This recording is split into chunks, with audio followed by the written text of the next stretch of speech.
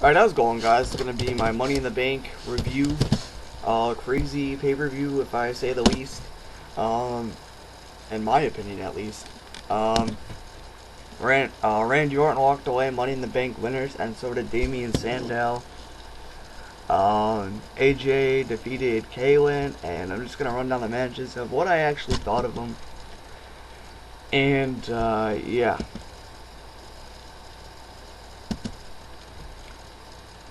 Alright, so we kicked off the show with the World Heavyweight Championship Money in the Bank. This was a crazy way to start off Money in the Bank.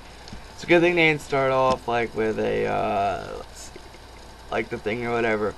But before we do that, I'm just gonna preview the pre-show match. The Usos versus Seth Rollins and Roman Reigns. This was one of the better matches of the year, in my opinion. It was pretty good, to say the least. The Shield walked away victorious, retaining their tag team titles, and not much to say there. And they kept promoting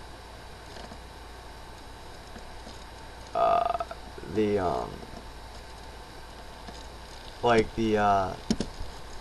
Money in the Bank with commercials, and I tweeted that one. I was like, really? A pre-show with commercials?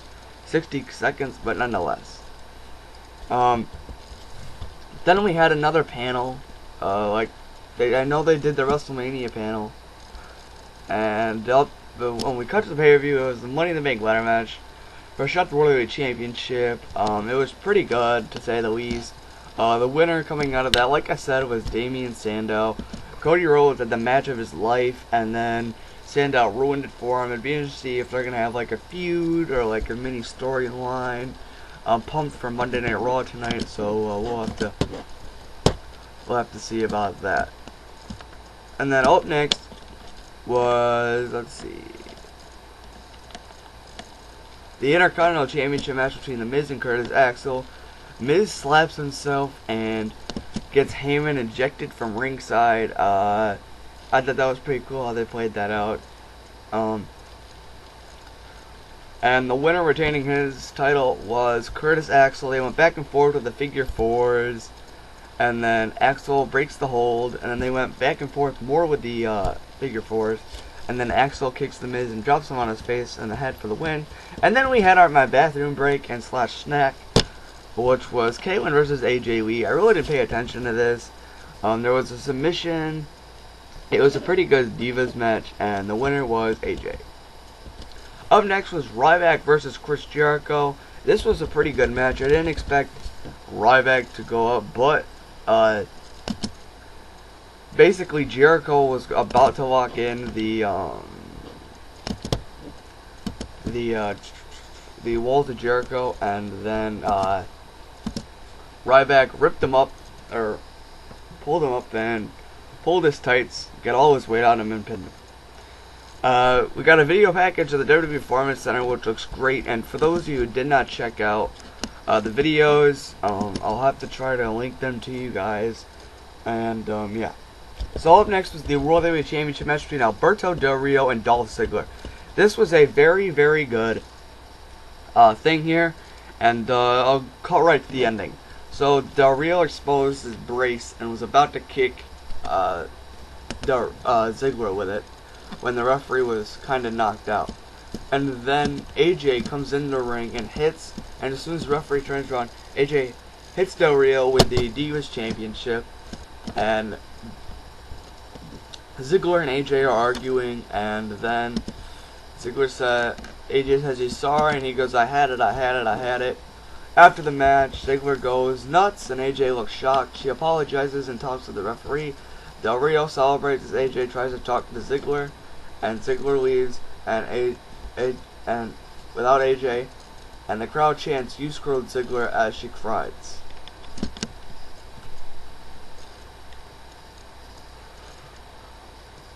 Up next, I believe, was a WWE Championship match, and the first time ever, we knew that there was not going to be a cash-in. WWE Championship title match, Mark Henry versus John Cena. The winner of this, as I predicted, Super Cena.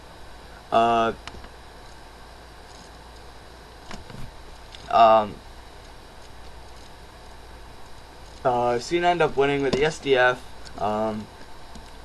Henry crawls the rope, Cena pulls him back, and Henry taps out.